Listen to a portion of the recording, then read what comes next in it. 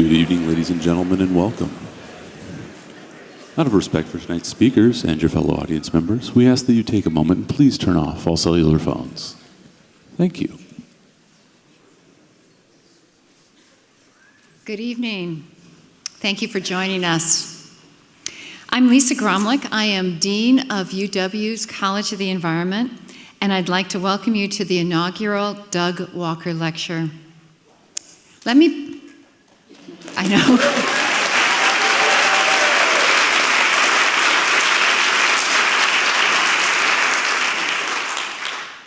I agree. Let me begin by acknowledging that the University of Washington is sited on the land of the Coast Salish peoples and the shared waters of all the tribes and bands within the Suquamish, Tulalip, and Muckleshoot tribes. And we wish to recognize these important tribes, and I'm honored to do so tonight. I would like to extend our thanks to our two key partners, our sponsor, REI, and our community partner, the Seattle Foundation. They helped make tonight's event possible. As many of you know, REI, a global company dedicated to outfitting all of us for a lifetime of outdoor adventure, was established right here in Seattle in 1938.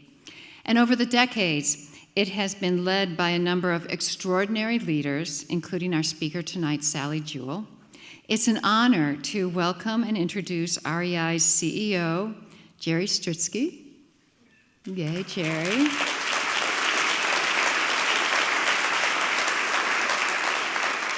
Thanks, Jerry, and thanks to your entire team that's here tonight for your foresight and for your support of this special event. The Seattle Foundation plays an important role in advancing philanthropy, igniting passion, and creating lasting impact for a stronger, more vibrant community. And I'm delighted to welcome the Seattle Foundation's Vice President, Fidelma McGinn. Welcome.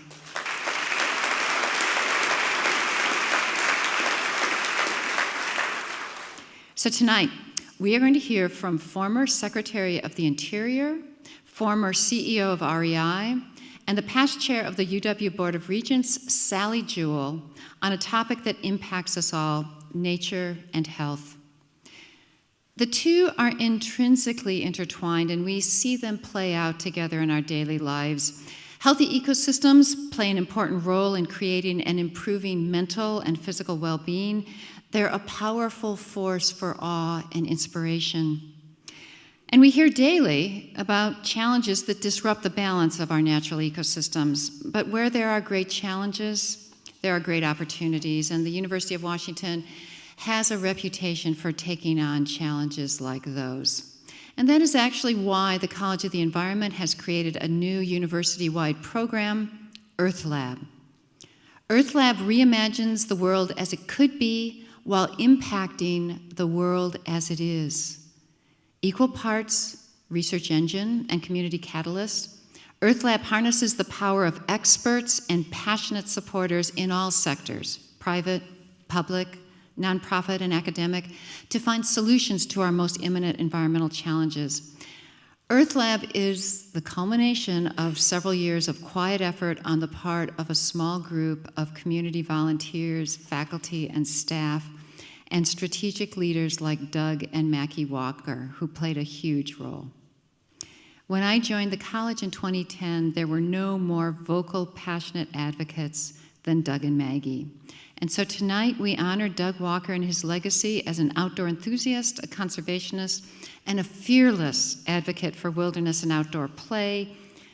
And play Doug did, whether climbing mountains on multiple continents or cycling to work each day, no matter the weather. Doug knew how to make the most of the splendors of nature wherever his journeys took him. I can actually picture him now. He would be at our advisory committee, sort of being quiet in the corner, decked out in his bike gear, and then he would say the most incredible things, and it was always something that was very inspiring and very important to me as I guided the college forward. So, although Doug is not with us tonight, having died tragically in an avalanche on one of his beloved mountain climbs, his influence, his footprints, and his impact are. So tonight we celebrate a life well lived in a Doug Walker approved way by looking towards nature and play as inspiration. Maggie continues to lead the way for the Walker family, including her daughter Keena and Keena's fiance Alex, who are here tonight. Maggie, we cannot thank you enough for your extraordinary leadership and strategic vision. Maggie serves on the UW Foundation Board. She's chair of the College of the Environment's Advisory Board and is an enthusiastic fundraising ambassador for our Be Boundless campaign. Maggie does not let any moss grow under her feet. Many of you know she leads many other worthy and ambitious organizations and campaigns, including the Seattle Central Waterfront Committee, and she chairs the National Board of the Audubon Society.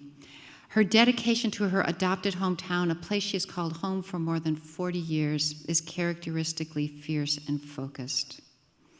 I'm especially grateful, then, to be here tonight, not just because I get to spend time with two people I admire immensely, Maggie Walker and Sally Jewell, but because I know this is the beginning of a wonderful synergy.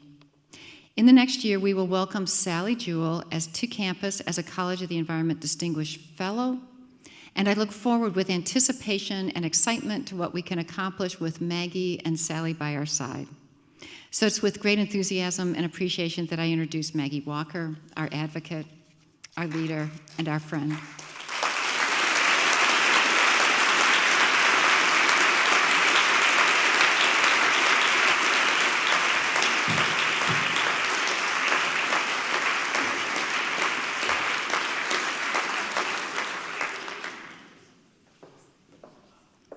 I have to stand on a box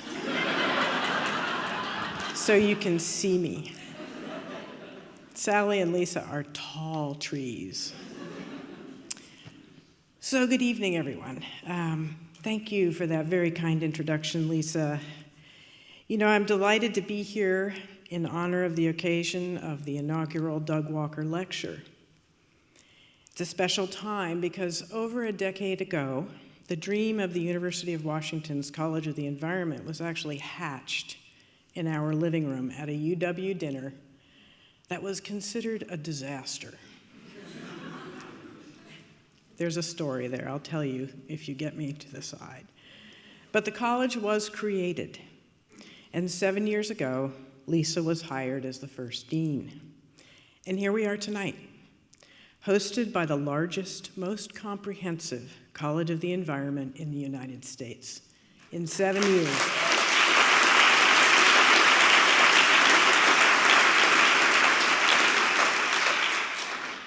Almost 2 years ago, in the waning days of 2015, Doug and I committed to create a faculty fellowship for the School of Environmental and Forest Science in the college. Its purpose was to help recruit a bright young faculty member in an emerging field, the research to study the relationship between nature, recreation, and health.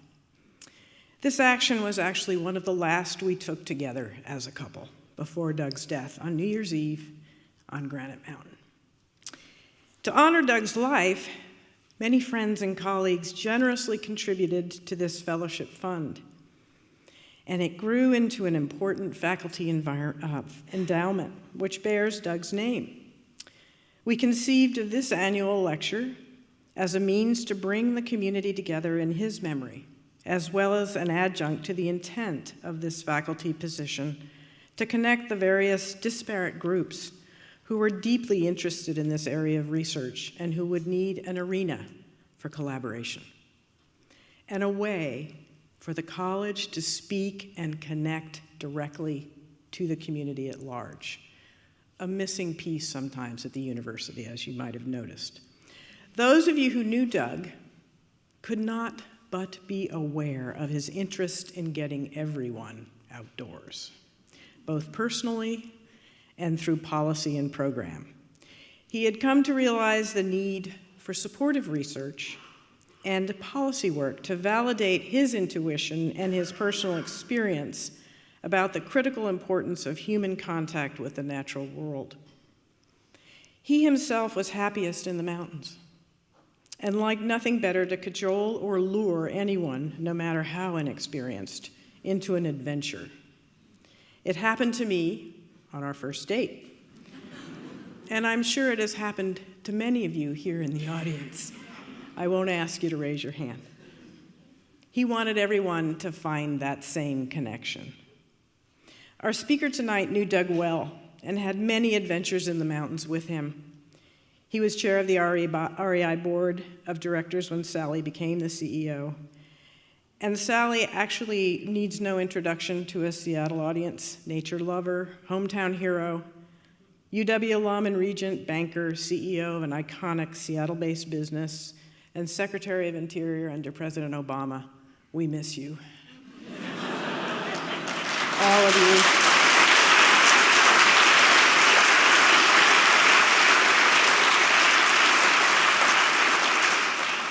She has worked tirelessly to create access to and stewardship for our public lands and cultural treasures. So it seems exquisitely fitting that we have Sally here to deliver the first talk in honor of Doug. So welcome and thank you, Sally.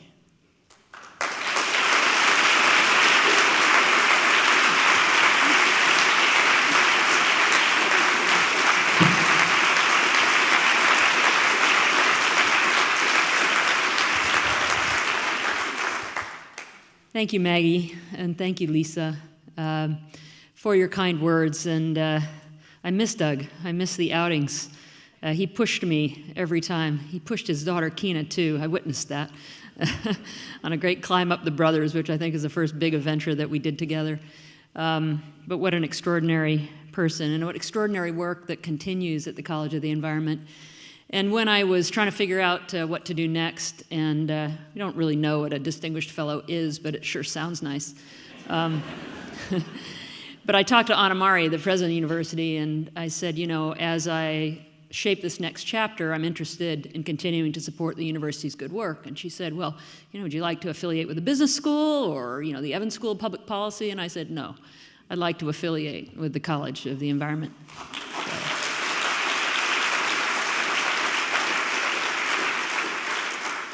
I also want to thank my former employer and continuing community partner extraordinaire, REI Co-op. Thanks, Jerry, for being here and for carrying on the great work of the team at REI that continued for the 75 years before either of us, or before I left, and that you picked up the reins on, and your great team that's here as well. Thank you for your good work. And to the Seattle Foundation, thank you for showing the way on philanthropy in this community, making our community and our world better. Really appreciate the sponsorship. So, it's fitting that I start with a little photo. I borrowed Doug's coat, so it doesn't fit me so well. It looks but I think that this is somewhere in the North Cascades. I think this was on our climb up El Dorado, which was a really fun climb. He was a colleague, a friend, a climbing partner, and a tireless and persistent advocate on behalf of public lands, and as Maggie said, ensuring that young people have that opportunity to be embraced by Mother Nature.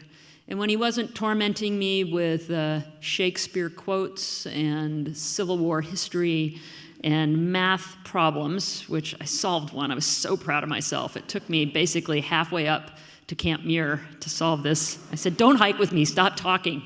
I need to do this on my own. But he talked a lot about his own experience growing up as a child in South Carolina and exploring the mountains and the hills around him. So may he rest in peace, but his legacy certainly lives on. So right now, I'm serving as a fellow at Harvard in the Kennedy School's Institute of Politics. These are some of the young people that helped lead that program. And I took them out to their first National Wildlife Refuge, for most of them. They'd never been there before. It was a beautiful day. They had a great time. 6 of the people in this picture are liaisons that support me specifically.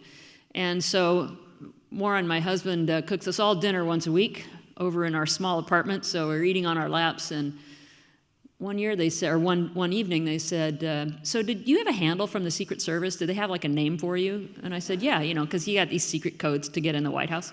I mean, there's more than just a secret code. So this is not going to get you in the White House. Certainly not now. But my code name was Flying Fish. I didn't choose it. It was assigned to me. So without any prompting from me, they have now a chat group among them, and they call themselves the Flying Baby Fishes. It's pretty cute. So they asked what I'd be talking about in Seattle, and I said, the best classroom in the world. They said, oh, you're going to deliver a lecture about Harvard? I said, no, I'm going to talk about nature. The best classroom is that one with no walls. So tonight, I'm hoping to share with you some thoughts and experiences, first in the spirit of Doug, about the power of the great outdoors in our lives and how our society has benefited from embracing nature over the years and how it will continue in the future. And second, answering that question that we all have, what can I do as we watch the unraveling of some really important stuff out of this administration in DC, is what can we do to make sure that our kids, our community, and our nation is on the right trajectory? So we don't need statistics to understand how healing it is to take a walk in the mist, to gaze at a sunset, to marvel at the eclipse of the sun. And I was here for that. So cool to see all of the sunlight coming through the trees and on the ground in front of me, and seeing all these little half moons as we saw the eclipse just reflected down on the ground. We don't need statistics to understand how incredible it is to find that woodpecker that we hear drilling into a snag, or to be in awe of old-growth forests or the towering glaciers of Mount Rainier. As human beings, we intrinsically seek nature in small and large ways, because connections to that natural world nurture our bodies, they fuel our souls, and they unlock our curiosity.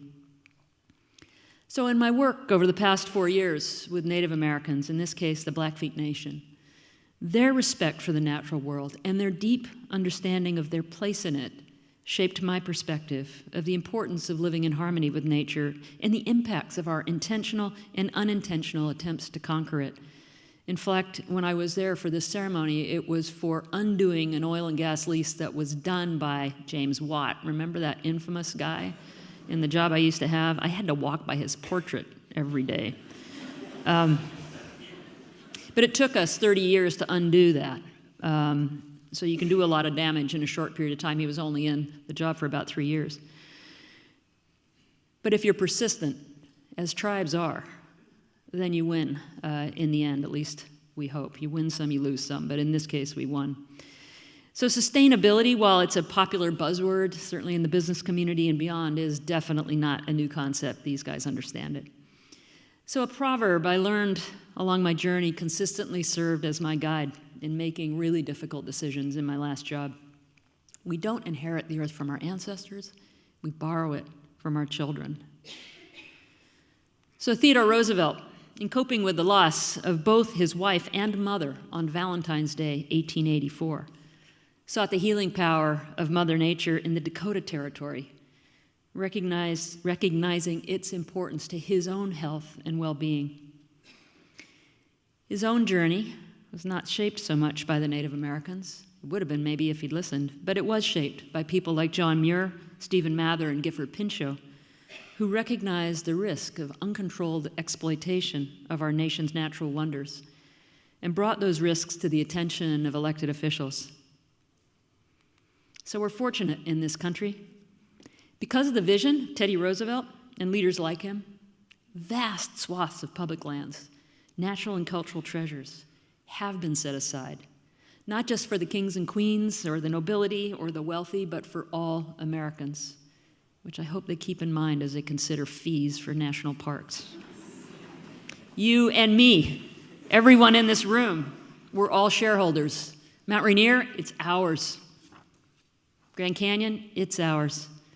We collectively own about 30% of the landmass of the United States, much of it in the West, and of course much of it we enjoy pretty close to home. So when the world struggled with the Great Depression, in the United States, President Franklin Roosevelt recognized the opportunity and the healing power of nature, putting unemployed young men to work through the Civilian Conservation Corps and the Works Progress Administration. They learned new skills, building trails, roads, bridges, lodges on public lands across the country, including places close to home like Camp Long in West Seattle, not far from my house. So I just took my grandchildren there, Gavin and Emmy, and climbed on the same rock that I had climbed on as a child. And actually, Doug helped lead a charge to get it fixed up so it would be safe for climbers like Gavin and Emmy. In the South, segregated CCC crews built Prince William Forest Park, a national park site in Virginia, not far from DC, that I enjoyed as a respite from the city.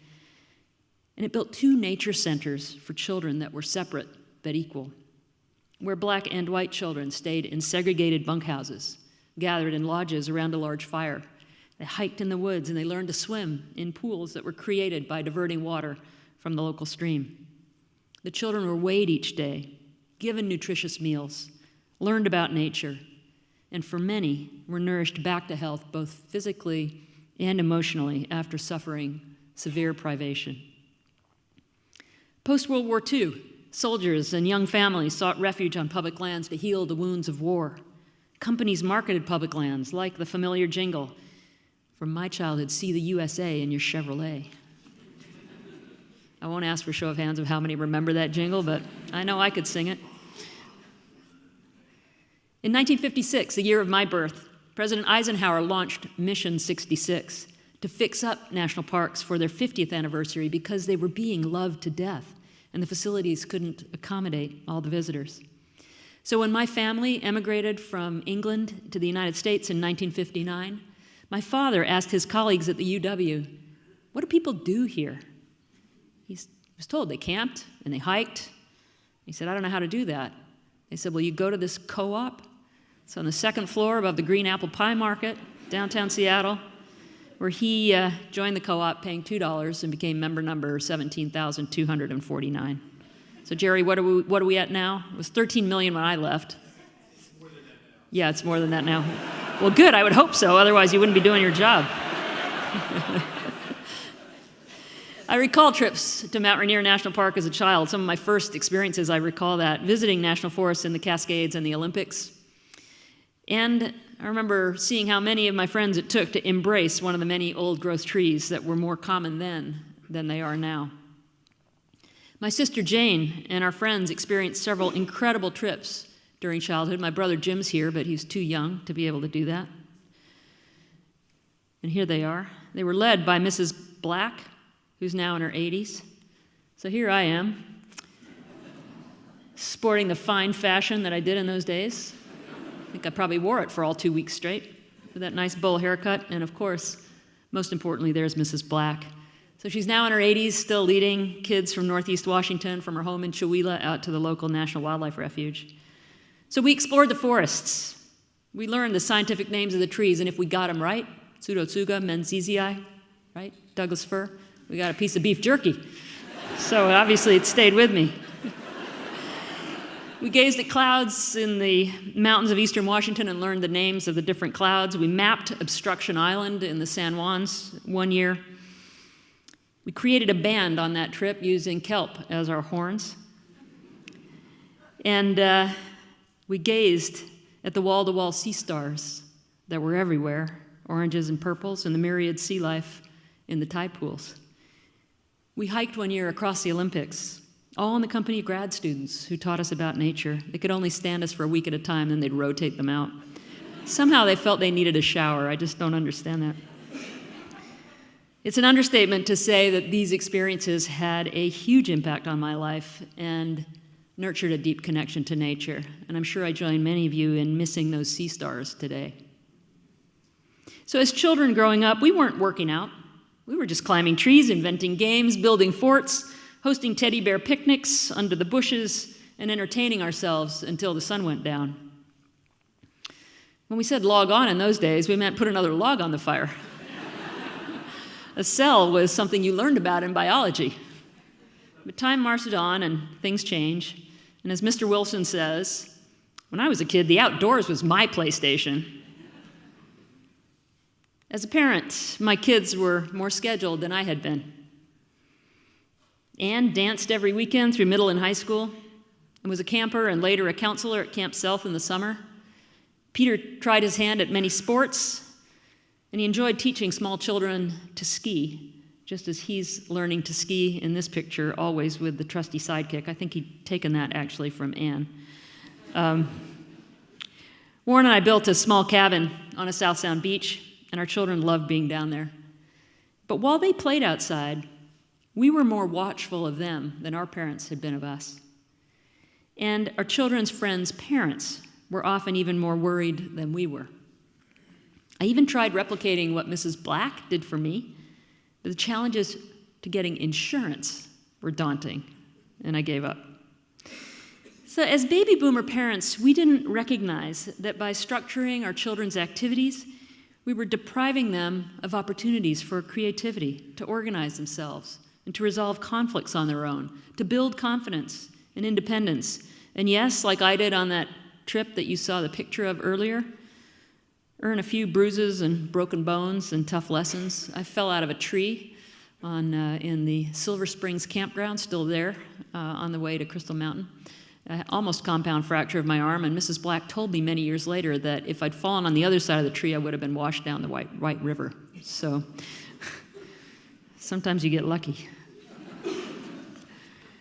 As a regent at the University of Washington in the early 2000s, we observed a very worrisome trend: increased depression and suicide among freshmen.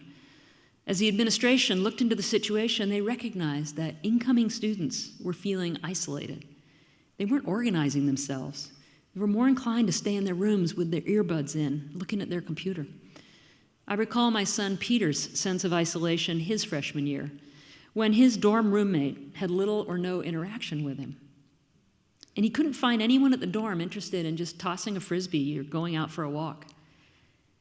In my freshman year, nearly 30 years earlier, living in exactly the same dorm, Haggett Hall, third floor, there was a thriving sense of community. An annual ski trip organized to White Pass. A little beer in the back of the vehicle getting there. Regular card games in the common areas. Pickup games of flag football and a few other pickup games. Resulting in friends that we've had for life, including my husband Warren of nearly 40 years. So what happened? Well, my good friend and author, Richard Louv, helped me understand this through his best-selling book, Last Child in the Woods, Saving Our Children from Nature Deficit Disorder. I commend it to you if you haven't read it. So he talks about this being really complex and multifaceted, and I think that's true. It's easy to villainize one thing like technology or video games, but it's much more than that. It's about media and awareness and Amber Alerts and things that increase in us a fear of bad things happening to our children. It's about expectations for academic achievement and how we test at every level. We're testing to get into preschool and into kindergarten and into every level. And academic achievement is important, but that's not the only way to get there. Organized youth sports have an expectation now of more high-level year-round play, the select teams, and going all year long. And the reality is that after graduation, 98% of participants in team sports will become spectators, and only 2% will continue to play. So sacrificed in that year-round activity are lifelong learning activities, like hiking and camping and hunting and fishing and gardening, tennis, golf, swimming, cycling, all have felt a big impact. We have in this country a greater polarization of wealth than that time when you could see the USA in your Chevrolet. More affluent children are often overscheduled. And on the other end of the spectrum, parents that are struggling to get by and may not have money for appropriate daycare or after-school programs can have latchkey kids with little supervision and very few safe and affordable opportunities for those kids after school. Urbanization and development we know is happening. My goodness, just being gone in DC for 4 years and coming back, it's incredible what's happened here. But the things that we don't think about are the incidental natural areas that are developed and how hard it is to find wild places. Like the ravine just a block away from the house I grew up in Renton that used to be just a jungle that we could explore. It's now full of apartment buildings along Martin Luther King Way. And of course, there is technology. It's incredible. I'm using it right now, right? It has a little laser pointer. Pretty cool. It's come into our lives in so many ways. It's engaging, it's entertaining, it's also addictive. It pulls us in. It's hard to not look at that phone when you're driving, right? We know that. We see a lot of accidents as a result. And then, of course, something that's been around forever, and that is popular culture and peer pressure. How do we fit in? What is valued in the things that we do? And all of these things are impacting children. So why should we care? Are we just evolving to live our lives in fundamentally different ways? Well, as Rich argues in subsequent books, The Nature Principle and Vitamin N, the human species needs nature. And without those connections, we lose that important outlet to our health and well-being. And it's increasingly acute for children who are disadvantaged, who suffer from poor nutrition and excess weight, live in places with limited access to open space, parks, or healthy food, making outdoor play and healthy habits that much more difficult. Well, so far I've talked a bit about what's happening between people and nature or with nature, but the picture is not complete unless I touch briefly on what's happening to nature. So that could easily be not just another speech, but a series of speeches, but I do want to share a Cliff Notes version, so this is a little bit depressing. I apologize in advance. But I argue that climate change is the most pressing issue of our time. It's threatening our land and water in existential ways, with longer, hotter fire seasons, record-breaking droughts, and more frequent and severe superstorms.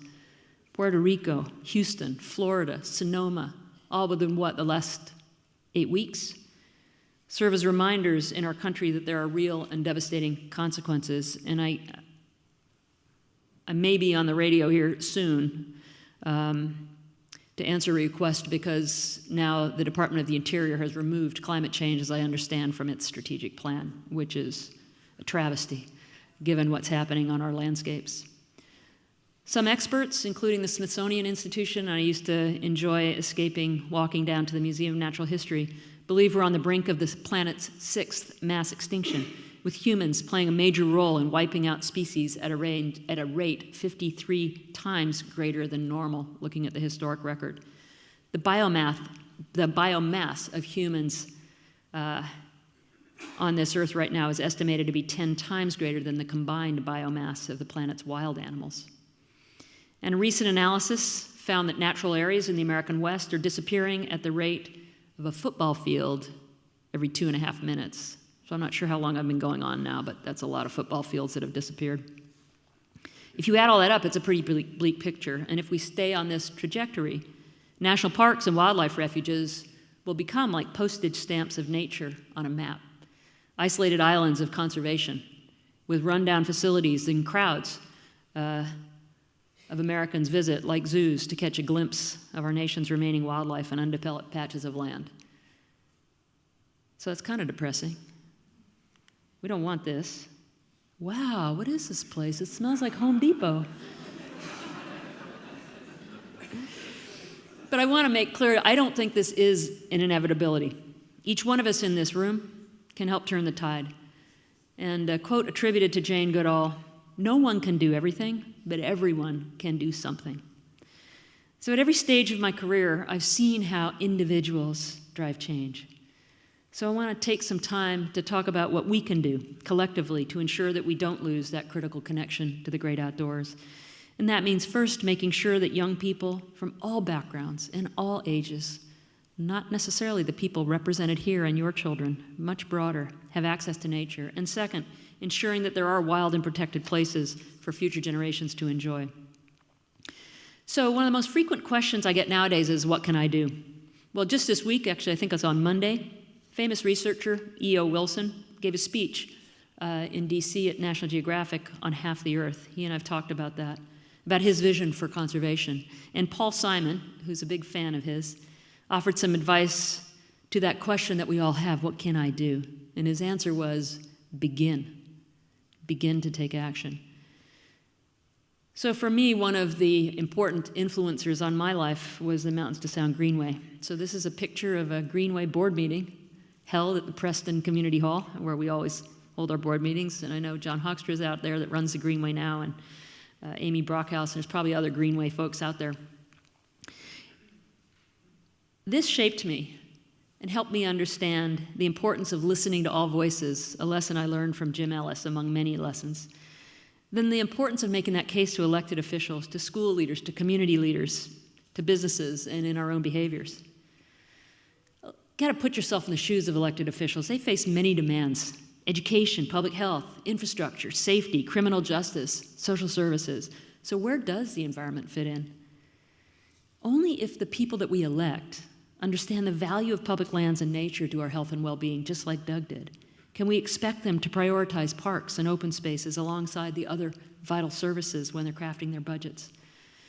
And their own experiences will help shape this understanding, just as my experiences in nature shaped mine, Doug's shaped his, which is why we've got to reach across the broad diversity of our society to nurture young people's experiences in nature, because they will be the elected officials and the decision makers of the future. We know that when exposed to nature and public lands, people can be passionate supporters. We've seen it here. Parks levies, open space bond issues, and through the hundreds, literally hundreds of millions, I was trying to add it up, but it just took too long, invested here through the Washington Wildlife and Recreation Program. And in California, where in 2014, voters supported a $7.5 billion water and habitat restoration bond by a 67% margin. Jerry Brown ran for re-election without even running. He just was encouraging people to do the water bond, and he won by over 70%. In California, next year, less than a year away, they're going to vote on a $4 billion bond for parks and natural spaces, and that is reflective of how much they value it. And I saw it my first year in the job when we did this crazy thing, which is we shut the government down. You remember that? We could do that again. Be a bad idea, but we had a backlash, right? A backlash to closing national parks. Right here on the National Mall, we had to cancel 15 weddings that first Saturday of the shutdown alone. It wasn't fun for the National Park Service employees, I can tell you, but they weren't allowed to come to work. They weren't allowed to volunteer. The scientists that have collected data uninterrupted for over 100 years on Mount Rainier were not allowed to collect that data during the government shutdown by law. It's absurd. But they got a backlash. People railed against it. There was legislation recommended to say if we shut down the government again, we can't close the national parks because people didn't like the heat. The heat's important, but it's because people value these places. So let's talk about what we can do to turn the tide for young people, to ensure that they have access to that classroom with no walls that will help them value Mother Nature when they're leading our nation in the future. There's many nonprofit organizations that have answered the call, recognizing both the need to welcome more people into nature and the barriers that prevent more participation. And I've met a few heroes along the way, so if you're thinking about what you can do, here's what a few others have done. Of course, Rich Louv wrote his books, but it also spawned the Children in Nature Network. So if you're looking at ways to involve kids in the outdoors, go to their website. Rue Mapp from the Bay Area launched Outdoor Afro, an organization of outdoor clubs around the country for African Americans eager to share the outdoors with their family, their friends, and their community. Jose Gonzalez founded Latino Outdoors, an organization dedicated to providing opportunities for Latino youth to have fun and meaningful experiences in nature. And Neil Nickel, who spent quite a bit of time here in Seattle running the YMCAs and then ran the national organization and is recently retired, recognized that as the nation's largest daycare provider, with activities that were largely indoors, they had an opportunity to bring the outdoors into children's everyday lives. So Doug deeply understood that occasional exposure to nature, like a school field trip, was not enough to unlock children's natural curiosity, nor help parents overcome a fear of letting their children explore the natural world. Doug, along with his former business partner Craig McKibben and my former REI colleague Dennis Madsen and others, were deeply involved with the YMCA in creating a new program called BOLD, Boys Outdoor Leadership Development, and later GOLD for girls. They facilitated outdoor leadership experiences through multi-day backpacking trips on public lands. They raised money, organized trips, and lobbied hard to knock down barriers, like the difficulty the YMCA had in securing permits from public land managers, including some that later were working for me. So just 2 weeks before Doug's passing, he joined me and other advocates for public lands for a strategy session with President Obama's team in the Roosevelt Room of the White House. Doug's tireless advocacy for facilitating access to public lands for youth and nonprofit organizations led to changes in permitting at the federal land management agencies, ensuring that nonprofit groups that serve disadvantaged youth have access in the future, something that we called the Walker Permit.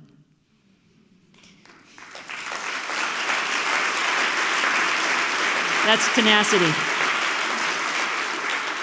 It's a gift from Doug that we'll keep on giving. But we're going to need to hold him accountable to make sure it is continuing to happen. When President Obama tapped me to serve as Secretary of the Interior, I realized I had both a platform and an opportunity to help accelerate connections between millions of children and the natural world, something bigger than what I had at REI, which was good-sized in itself because of the commitment of the organization. We knew we didn't want this for the future. Oh, this is so cool, it almost feels like we're actually playing outside. I don't think so. With the help of my colleague, David Jao, who worked tirelessly at Interior as my senior advisor overseeing our youth initiative, we used the power of our positions to create a continuum of engagement, recognizing that that taste of nature just wasn't enough. We had an opportunity to create deeper connections that would last a lifetime. We also knew that our budgets weren't sufficient, so we reached out to the business community to help. So David, you're out there someplace. Could you just wave? Where is David? Up here, way up top. Oh, there he is. Okay, far back corner. Thank you, David. It's just like David, you reserve him a seat and he doesn't use it. But that continuum that we talked about begins with play. Just let children play. Bring back recess. Bring back recess for all of us. Let them play outside, unstructured. Have fun with them. We raised money from the American Express Foundation to support a multi-year national partnership with the YMCA, AmeriCorps, federal land management managers, and leaders in 51 cities across the country, including Seattle, to convene many youth-serving organizations that committed to bring outdoor experiences into the everyday lives of over 10 million children. Next on that continuum is learn. Opening doors to that classroom with no walls, like those created at Islandwood and NatureBridge programs across the country, or the North Cascades. So we started this with some pretty incredible kids. This is a group of young fourth graders from the Tohono O'odham Nation in Arizona, the ones who are worried about a wall being built between they and their family members across the border in Mexico. The saguaro cactus, as you can see, are jutting out of the vast landscape, and we're actually climbing down here, but we climbed up Signal Hill. And at the top, the rangers stepped aside, and the elders sang. And he spoke about the petroglyphs of their ancestors that were carved into rock, that were showing travelers the way. The power of the children's connection to this place, their place, were palpable. And although it's just a few miles from their home, they'd never been before. On another trip with excited fourth graders, we took a boat to Santa Cruz Island. And they excitedly said to me, "We saw one, we saw one." The endangered Channel Islands fox, brought back from the brink of extinction. You see, Ranger Monique Navarro had spent months in their classroom, and these children knew all about habitat, invasive species, and the threats to the fox's existence. And they told me about it when I was there, and they asked brilliant questions, better even than some of the questions I'm getting asked at Harvard. So we worked across government with advice from the Department of Education to focus on that fourth grade level. And agencies like the Fish and Wildlife Service, the Forest Service, National Park Service, and others concentrated their limited education resources so they could make a big difference.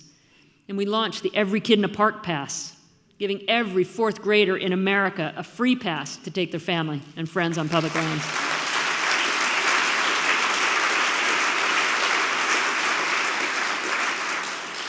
So we hope this fun rite of passage is going to continue for generations to come. And it was great fun when our grandson Gavin, in the fourth grade, hosted us at Zion National Park with his new pass last spring.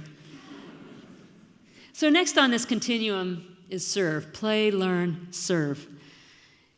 And I got a picture here that we took in a service project in Baltimore. But I want to talk about a story from here, and that is our own Dan Evans, for whom the wilderness, now an Olympic National Park, was just named, thanks to an act of Congress. And Dan told me about his experience as a Boy Scout, planting a tree along the Sunset Highway, which is now, of course, I-90, And he said, when I drive along I-90, I always look for my tree, which is now about 80 years old and probably well over 100 feet tall. So these experiences stay with people for life. So I was out with kids in Anacostia Park in Washington, D.C., and this is a park run by the Park Service, as many of the D.C. parks are, that is as big as Central Park in New York City. And this group of kids on the left are Girl Scouts, and we were wandering through, and they were saying, hey, there's a bird's nest, look at that, and walked down to the water's edge where garbage was about 6 feet thick. So we were cleaning up garbage, and a group of girls on the right were cleaning brush from a pretty dark and scary pathway to make it more welcoming so that they are going to go out there and look at that park in a very different way and feel more welcome in going out there. And this park, Anacostia Park, has the potential to be a resource for this disadvantaged area of Washington, D.C., just as Central Park is to New York City. We have the power to do that for more children. So we're blessed here with many wonderful organizations that do this work, like the Washington Trails Association, Earth Corps, that takes kids from around the world together with kids from King County and puts them to work on public lands close home and farther out. The Mountains of Sound Greenway, as I've mentioned before, the Student Conservation Association, and so many friends groups here and around that do this work in local areas and everywhere. I've had an opportunity to engage with volunteer-based organizations that are supporting getting kids out and people and families out. So these efforts on interior public lands over the last 4 years tripled the number of volunteers to over 1 million people annually, helping care for public lands while deepening children's engagement to the natural world. In the Park Service alone, volunteers outnumber paid staffers 10 to 1. 10 to 1. Now, some of that is a challenge, getting enough paid staffers to do the job that's expected of them. There's a lot of heroics going on by staff members and volunteers. But we have increased that because people have become more engaged. And last on this continuum, play, learn, serve, is work. The CCC changed the lives of 3 million men. In today's political climate, large government programs aren't popular, we know that. But there are other ways to support this work, to enhance public lands and deepen the connection to nature for millions of young people from across the nation through volunteerism and philanthropy. So with the support of businesses like the first to the table to support us, American Eagle Outfitters, REI, Coca-Cola, and more, we helped fund nonprofit youth conservation corps across the country and put 100,000 young people to work in paid positions on public lands that help supplement the work of land managers. So we all have a role to play in ensuring that we satisfy that innate desire to connect to nature. And I hope that the young people who are now being exposed to nature for that first time will bring their parents and their grandparents with them. This is my father with my kids. Rekindling that fire that may have waned since our youth and paying it forward to future generations. So now to the second point, ensuring that there are wild and protected places left for future generations to enjoy. This picture was taken near the Twin Cities in an outdoor Afro outing. And in the Twin Cities, they are trying to make sure that their disadvantaged parks are prioritized over their more advantaged neighborhood parks to make sure that those places are left, and that's why I use this slide. So as we grow our population and continue to urbanize, of course, demand for parks increases while supply is under pressure from development. A football field every 2.5 minutes are being developed. These challenges aren't new. In 1906, Teddy Roosevelt worked with Congress to pass the Antiquities Act to protect places like the Grand Canyon from mining, cliff dwellings of Mesa Verde from commercial exploitation. We didn't want that to look like Niagara Falls. This important law has been used by 16 presidents, half of them Republican, half of them Democrat, 8 and 8, to continue to address threats to our irreplaceable natural, historic, and cultural resources. And I would argue those threats are increasing, not decreasing. During his 8 years in office, President Obama took actions to protect our nation's rich biodiversity on lands and waters, like expanding the Papahanaumokuakea Marine National Monument in Hawaii, Cascade Siskiyou National Monument in Oregon, and accepting the largest philanthropic contribution ever in the history of the National Park Service in the North Woods of Maine, and that's 87,500 acres and $20 million in cash from Roxanne Quimby, the founder of Burt's Bees, which is now Katahdin Woods and Waters National Monument in Maine. It's a picture of me going down the east branch of the Penobscot River with Roxanne's son, Lucas St. Clair, who's now running for Congress in Maine, which is great. The president recognized the importance of telling our nation's broader story, including the African American journey, the rich cultures of the ancient Pueblo people, the ongoing struggle for LGBTQ rights, and the role of Asian Americans, Pacific Islanders, and women in shaping our nation. I did get tired of all those statues of white guys on horseback in Washington, D.C. They're well taken care of in terms of their story. He preserved places like the first African American school to open after emancipation at Reconstruction-era National Monument in Penn Center in South Carolina, the Belmont Paul Women's Equality National Monument in D.C., the World War II internment camp at Honouliuli in Hawaii, and Stonewall in New York City. These places will help all of our citizens see the courageous and sometimes painful roles of their predecessors in shaping our journey while feeling more welcome on public lands. So after leaving the other Washington, Warren and I decided to explore many of these special places on a 3-month road trip across the country. Our journey took us south, where we immersed ourselves in the African American journey from slavery through civil rights.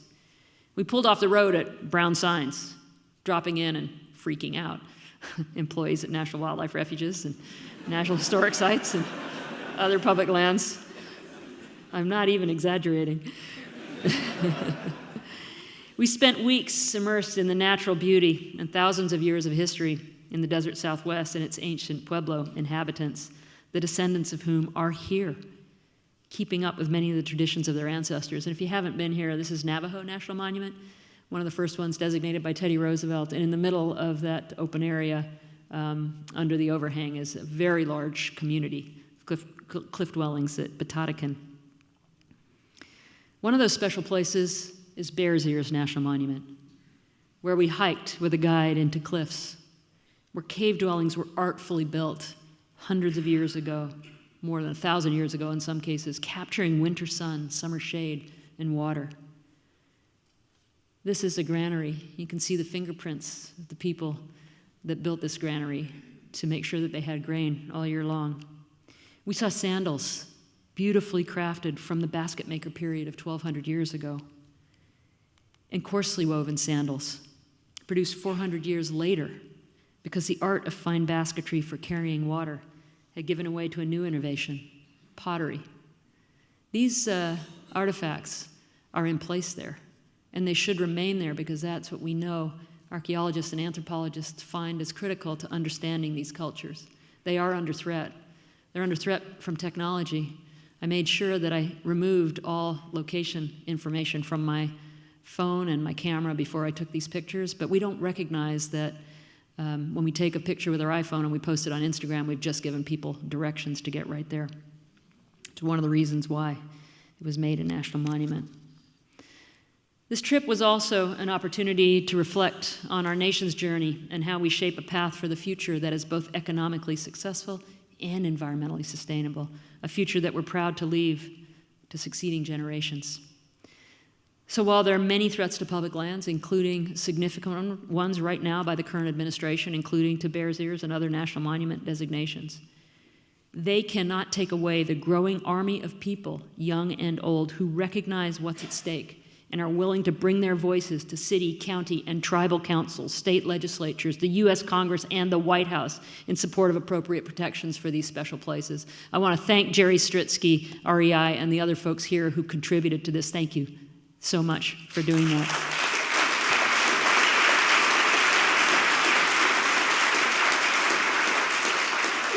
$2.7 million comments on the monuments alone have been received. So former Supreme Court Justice Honorable Oliver Wendell Holmes said, "I would not give a fig for the simplicity on this side of complexity, but I would give my life for the simplicity on the far side, or the other side of complexity." So as we reflect on our history, We can now see both the benefits and the downsides to clearing the land for agriculture, building dams, the Industrial Revolution, and we're just beginning to recognize the triumphs and the challenges of the information age. We hear the science on climate change, which is irrefutable, yet we struggle to understand why there continues to be so much debate about its cause and its impacts. In a word, our relationship as human beings with our planet and Mother Nature is complex, and only we'll find solutions if we embrace and we understand this complexity. So this theme has formed the basis of the study groups that I'm hosting with students at Harvard this fall, examining the many facets of our democracy and society needed to shape this future.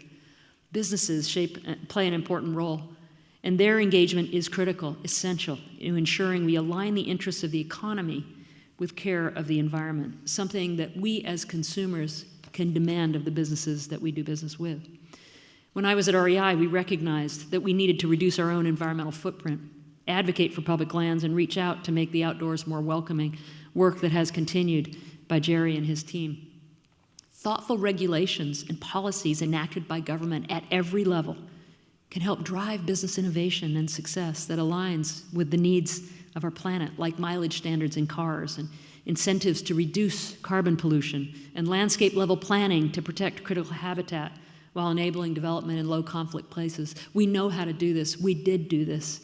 Right now, some of this is being undone, and we can't just sit idly by and let it happen. I've already mentioned the incredible work of a few of the many nonprofit organizations that work in this space, and academia plays a vital role, not only as a place where young people learn about the complexities of our planet and the lessons of our past, but as a convener of thoughtful people to come together and craft solutions. We're blessed in Seattle, as we know, to have a great university that's willing to pull these important voices together to tackle our biggest challenges. As a regent at the UW over a decade ago, Provost Phyllis Wise and President Mark Emmert, in spite of the messy meeting that Maggie mentioned that took place in their home, did recognize that a traditional siloed structure of a university was not conducive to cooperation across disciplines in solving big issues like climate change. And even then, we recognized that the science was clear, but it was not being acknowledged across the spectrum of society, especially among our elected officials. So that spurred creation of the College of the Environment. And as we all know from the introductions, Maggie and Doug were champions of that, and their deep personal commitment continues to this day, alongside many other visionary leaders from the community who I'm sure are here. Under the leadership of Dean Gromlich and the support of the administration, the faculty, the students, and the community, and there's still a few holdouts over there, but I hope you come along, because it's important. The College of the Environment is now shaping the experience of nearly 2/3 of the undergraduates. It's bringing in research grants to work across disciplines, nurturing a framework for problem solving that ensures that science is accompanied by factors that recognize other critical dimensions like people, like the economy, government, business. And now Earth Lab, under the capable leadership of Ben Packard, who brings a world of experience from the Nature Conservancy and business. It's going to pull many diverse sectors of society together to put these concepts into action, particularly around our environment. Just like the symposium on nature and health that it hosted today with the Center for Creative Conservation, that gather people, many of you here, from multiple disciplines and sectors to advance not just the research, but the application of what we're learning to our communities. So together, we have the potential to realize a vision for our future that moves beyond the status quo. A place where Puget Sound is nursed back to health by addressing pollutants and allowing Mother Nature to work her healing magic, not a moment too soon. A place where we bring Northwest ingenuity to bear to accelerate the transition to clean, affordable, and reliable energy for everyone. A place where our natural treasures are shared equally, and where we will enable all children to learn from Mother Nature and feed their natural curiosity and help them realize their potential. I took this photo from Blake Island, by the way, State Park, close by. Kayak away if you watch out for the freighters.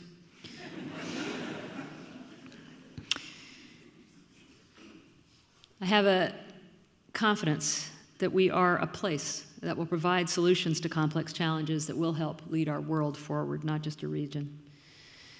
So I want to leave you with a few practical suggestions. As I learned over the last decade, particularly over the last 5 years, if you're not at the table, you're on the menu. Your voices are more important now than ever, and I encourage you to speak up, to vote, to make sure your elected officials know where you stand because it matters, and even let the elected officials know from other states and places that it matters, including Eastern Washington, where we have a very powerful member of the House. Join and support advocacy organizations that are doing good work that align with your values. Speak up. Go beyond sending a blanket email. Write a letter. Testify at a public hearing. Let public servants know what's important to you and help them make the right decisions, recognizing the difficult choices that they face. Go work on a trail. Oops, wrong button. Here we go. I know, the laser was going off. Work on a trail and talk to your crewmates. Scheme a little bit about how we build a groundswell for public lands, how we reach across communities. If we want to create a movement that can't be stopped, we need to be inclusive and welcoming. If you love the outdoors, share your passion with people who are different from you, whether that's race, religion, culture, or I'd say maybe most importantly right now, political affiliation.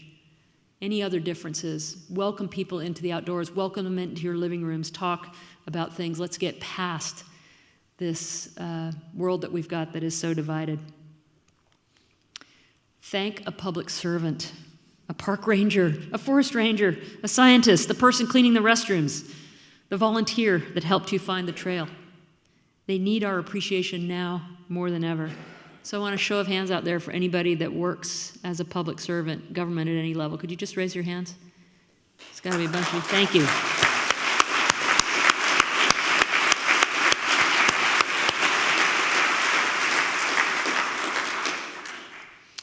And perhaps most importantly, I took this at Seward Park when we were doing our 51 Cities project, and Seattle was one of them. Take children in your life, or the children in local schools, churches, and community programs into the outdoors like Doug did. Let them explore, let them play, unlock their curiosity, and teach them what you've learned about the wonder of nature, because they may just be the next Teddy Roosevelt or Rachel Carson. So here is the next generation of my family, my youngest grandson, Sawyer, digging this summer on the beach in Puget Sound by our cabin, marveling at the little crabs, the ghost shrimp, the oysters, and the clams, which he loves to eat. His world faces challenges like a growing population, vast inequality, climate change, and ocean acidification that alone could eliminate so much of what he sees on the beach in just a few decades if we don't act. So I want to leave you with a bit of encouragement to engage in these issues using the famous quote from Margaret Mead. Never doubt that a small group of thoughtful, committed citizens can change the world. Indeed, it is the only thing that ever has. So in ways big and small, I hope you will join me in ensuring that we shape a future here and beyond, where nature continues to nurture our bodies, to fuel our souls, and unlock our curiosity for generations to come. Thank you.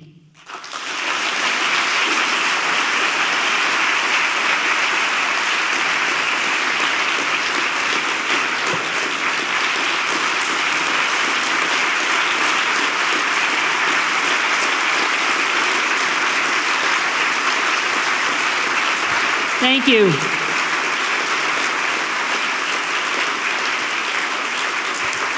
I hope Doug's smiling right now.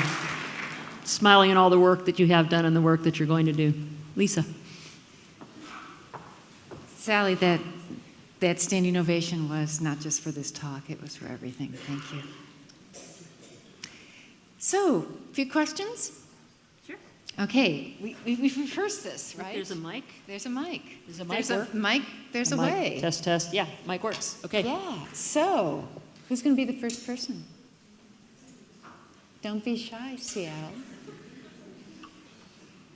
We have mics waiting for you. Or you can just raise your hand and shout it Okay, out. here we go. Stand. All right. Hi, Sally. We're in Seattle, obviously, and you've given this presentation to probably the single most receptive audience to this presentation you could find in the country. It's always better for standing ovations if you do that. As we were giving you a standing ovation, I was wondering what type of ovation you would be receiving elsewhere for the same exact presentation, which then led me to think, how can what we know and what you've been sharing with us be shared with those in other places where this message would not be well received? So I'm presuming everybody heard the question because he had a microphone, so I won't repeat it. Nature is universal. Nature is not Republican or Democrat. Public lands aren't Republican or Democrat. They're owned by all of us. And everywhere I've gone across the country, the elected officials I've talked to, the members of Congress, the people that I have talked with about many of these issues, I oftentimes will start by trying to find that common ground. And that common ground often is their experiences in nature, and they've all had them.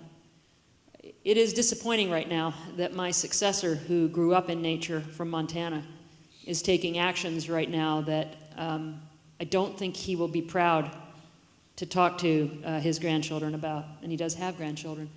But most of the people, and there are heroes that I worked with on both sides of the political aisle that really get this, and their voices are going to be really important.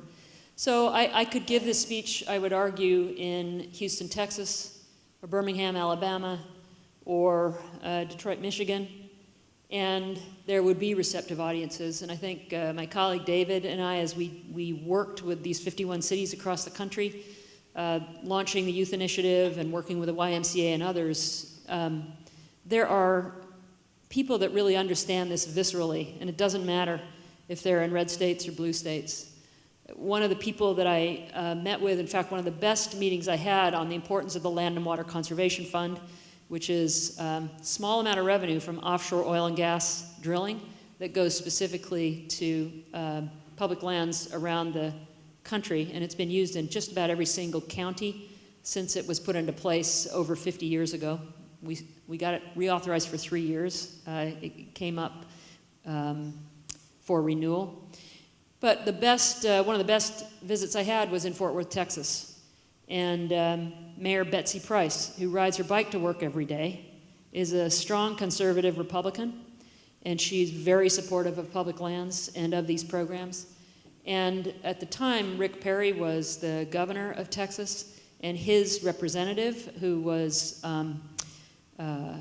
in their Division of Parks and Wildlife, I think, whatever they call it in Texas, gave a speech that was better than anything I have given in terms of the value of the Land and Water Conservation Fund and these lands in our urbanizing environment. So I think that it's easy in this bubble of liberal Seattle, which, by the way, has gone farther left than I have ever been since I left. So we got to bring it back a little bit to the middle, I think, just saying. But there is an election coming up. But I would say that these are issues that cross the political spectrum. They cross all the different spectrums of people that make up the United States, and it is very important that we do speak up in other markets. So I don't think it's as political as we might think here in liberal Seattle. I think that it's much more universal, and that's certainly what I saw, and that's encouraging. Okay. Hi there, thank you. We all know how much money the extraction corporations contribute to our Congress and our state representatives. And we also recognize the fact that the recreational industry contributes a great deal to the gross national product. Would you support the recreation industry forming PACs and trying to influence our agenda the same way that the extraction industries do? Yes, but they're not as wealthy as the extractive industries. One of the things that REI helped sponsor going back to 2006 is, and this is when George Bush was president, and we actually yearn for George Bush right now. I just want to say that. Anyway, never mind. I'd say that the outdoor recreation interests, first, were not very noisy, and when they did go to Washington, D.C., and I was among them, we talked about the green of conservation, but we weren't talking about the green of money. And so we realized we needed to talk the language of the people that were in charge, and that was more the economic benefit. And so that was the first outdoor recreation economy report, published I think in 2006, and another one in 2011, and another one I think based on 16 data. And that 2016 report says that it is an 80, what's the number? 897 billion dollar industry. That's roughly the size of pharmaceuticals and motor vehicles and parts combined, I think, if I'm remembering my statistics. Employs 7.6 million people. I have a little teleprompter down here in the front row. His name's Mark Barreca. He works for REI, and he was there when I was there. But the important thing is they've now broken this down by legislative district. And so they can go into a member's office and they can show information specifically in that district about the value of public lands. And of course, their intrinsic value is priceless, right? You can't put the value on a park, or you certainly can't put a value on a Mount Rainier or Betatacan or Bears Ears, because they're irreplaceable treasures. But that begins to help people understand their value. But when you talk about extractive industries, I mean, I like to say that extractive industries are narrow and deep, kind of like an oil well, narrow and deep. The outdoor industry is wide and shallow. It's thousands of companies, and they're not that wealthy. And so the ability to contribute the billions of dollars that we see from extractive industries is not practical. So they need to organize more in a grassroots way and to get people that care about these places to speak up, which is why you have like 2.7 million comments on the National Monuments threats. So voices and grassroots are important. Members of Congress react to their local newspapers.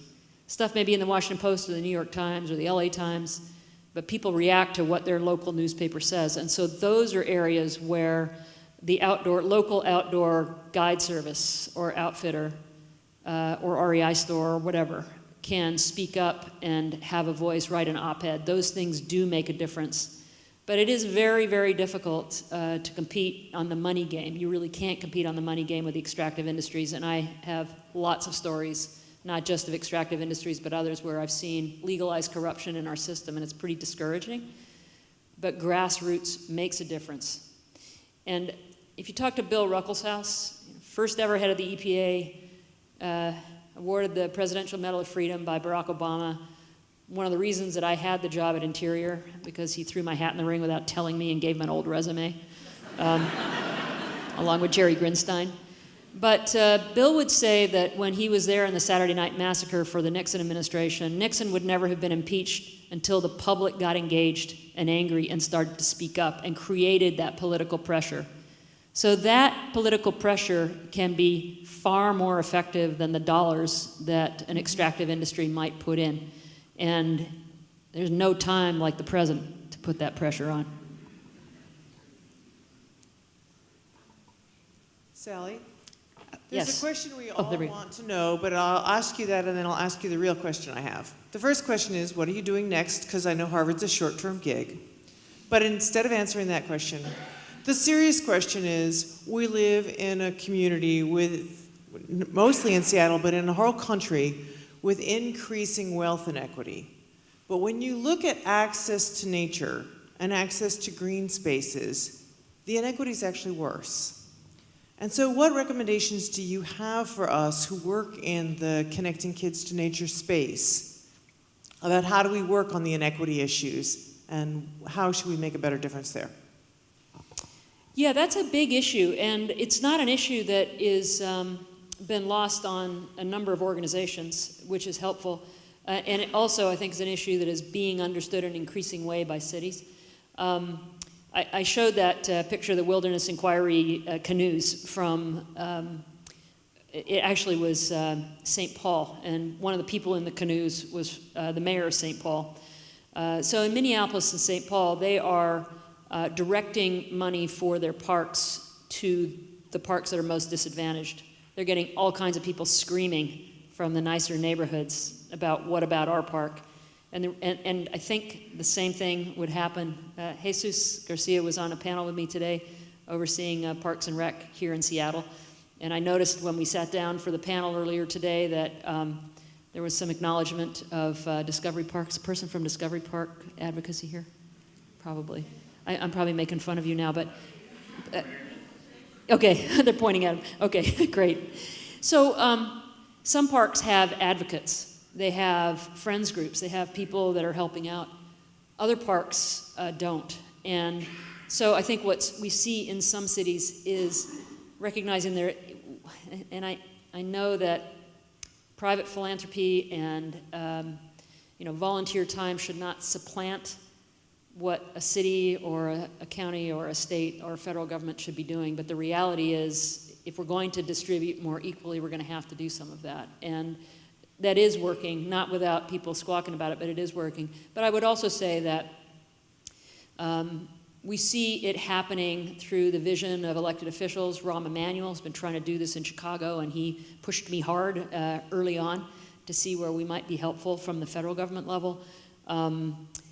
The Trust for Public Land has made this their focus, a park within 10 minutes walk of everybody. I think it's I can't remember if it's the 100 largest cities. Somebody, if you know it, shout it out if you're on the TPL board or otherwise. But the Nature Conservancy is now moving beyond just conservation of land to the importance of connecting people to land. And those are pretty significant resources. And, we have a lot of inequity. We have a polarization of wealth. The wealthy are getting wealthier.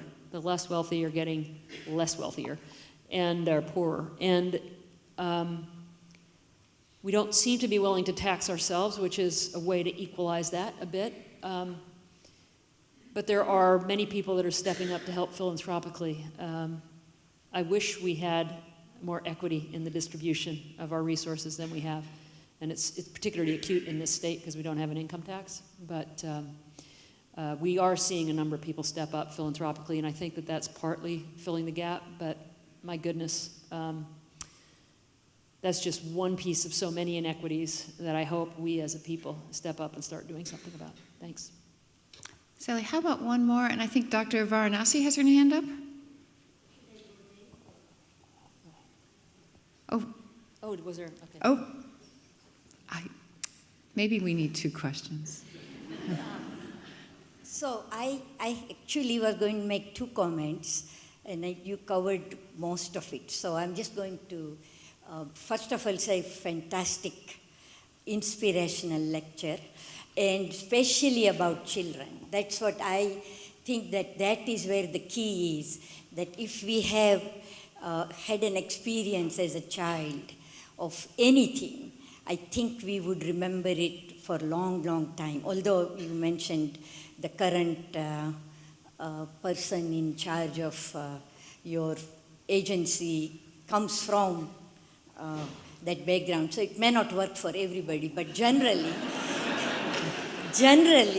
I feel that we as a group here, even though, as somebody said, we are all converts already, but if we can touch 52 people, as this morning's talk said, each one of us, we could cover lots of people, and we should do it all through children. Yes. I think a child has a very strong, powerful message for parents, and parents stopped smoking when children said they didn't want them to die, and that is how we won with the tobacco industry. So I think this is, the whole day's message today has been the outdoor schools, providing some funding for children to at least spend one week over a quarter outdoors, etc., would do that. My second point was, which you just covered, is that because we are we are in a place which is so rich in all the green space, that we don't seem to think that we really need to have taxation and income tax to make sure that everybody gets that chance. And I do not understand, living in Seattle for about 5 decades, as to how we consider ourselves so advanced and so wonderful that we can give message to the entire world that we will save the planet, that we are not able to come and give our own income to make the equality much more in social justice, so much. So I think that is the big challenge we should take on as people who are aware of the environment, that we really need to make more money ourselves by giving it, not just asking the private industries or not just asking donations. We should all give portion of our income, and we should have that as the biggest initiative to make this state set an example like Jerry Brown and his state has done. Okay, thank you. Thanks.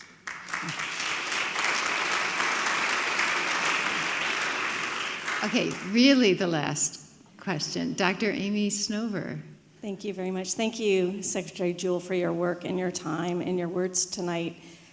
I think you've made your priorities and your thinking pretty clear tonight, but rather than specifically what you care about, I wonder if you'd be willing to reflect on how you decide on that.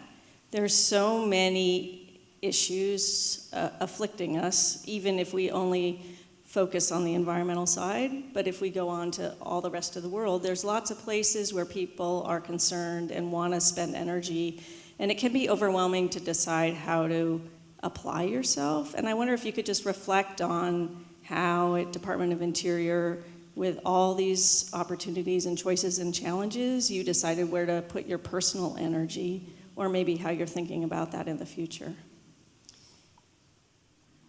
Well, I mentioned that proverb, we don't inherit the earth from our ancestors, we borrow it from our children.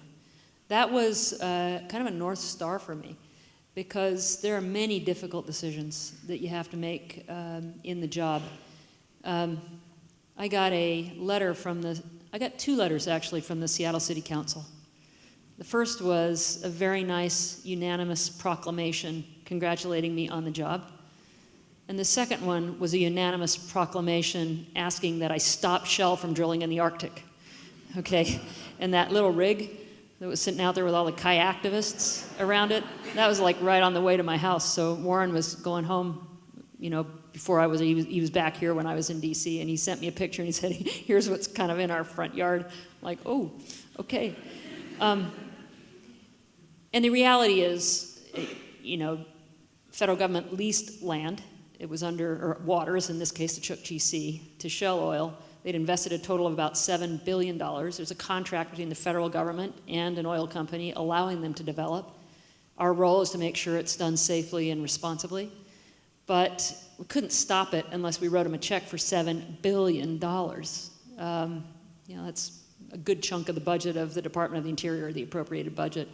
So you do what you can with what you have, but then you say, you know, what's the right thing going forward? And so you redo a 5-year plan, and you basically, pull most of the Arctic waters off the table. Now that has been reversed by President Trump, but all the work that was done that went into that, the environmental work, the consultation with Alaska Native communities up there, the whalers, the marine mammals experts and so on, that is all out there. It's part of the record, and it has to be addressed. So you may not get an outcome that everybody wants. I didn't want to see drilling in the Chukchi Sea, but I have to make sure that I'm abiding by the laws and that I do things in the best way possible. The youth initiative I mentioned that David led for me is one example of a different area of focus that I brought that was different from Ken Salazar, my predecessor, who's a wonderful guy. He was focusing largely on making sure that public lands were open to renewable energy development, and then we did that in the right ways, in the right places, and not in areas that had a lot of conflict.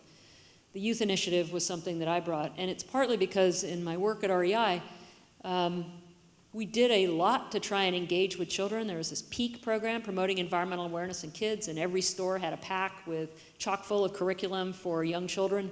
Actually, we did I think an elementary school and a middle school curriculum. We had it in English and in Spanish. And REI, at the time I left, had reached over 500,000 children with that program.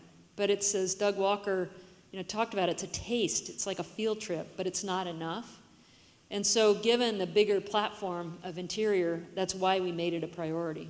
And I'm very proud of those numbers that David was able to help shape with the work actually of every one of the land management agencies, not because the secretary said to do it, but because they felt this deep connection to nature. Most of them, or many of them, had been shaped by it as a child, and they wanted to bring that to the next generation. And this provided a pathway for them to do it. So I think to your comment about there's all kinds of issues and problems, and it's easy to feel hopeless. The answer is to do something within your sphere of influence where you feel comfortable standing up for things that you believe in. It's very difficult to tackle inequality. It's difficult to tackle in this state anything having to do with an income tax. Talk to Dan Evans about that, our Republican, 3-term governor who tried it and it didn't work. Talk to Bill Gates Sr., who put a lot of his personal money into an income tax just for the very wealthy. People making over, I think it was $500,000 a year, and it was a tiny tax. And that went down in flames, like it lost 2/3. So I think if you want to get elected, you're not going to run on that platform, but you can try it. But I think that back to the last question here, we have to work in areas that are important to us, and it may be very local, or it may be, you're like Lisa Gromlich running the College of the Environment, and you've got a much larger platform. It's just important that we do something and not feel so hopeless that it's so big that we do nothing. And I think that that's a message that we can all take away from here. And I know you are all doing things, because otherwise you wouldn't be interested in this and you wouldn't be here. But Warren and I hosted a dinner at our house in June, I think, for 4 Republicans and 4 Democrats, half of them roughly 30 or under, to begin a thoughtful dialogue with people of different points of view. And there's no reason all of us can't do that. All of us can't sit down and break bread with people that have a different point of view to understand what's important to them. As Terry said on a panel today earlier, who's from the Tulalip Nation, he said it's not just walking in somebody else's footsteps, it's putting on their shoes and feeling their pain. And I think that needs to happen if we're actually going to have real change, and there's no reason all of us can't do that. Thanks.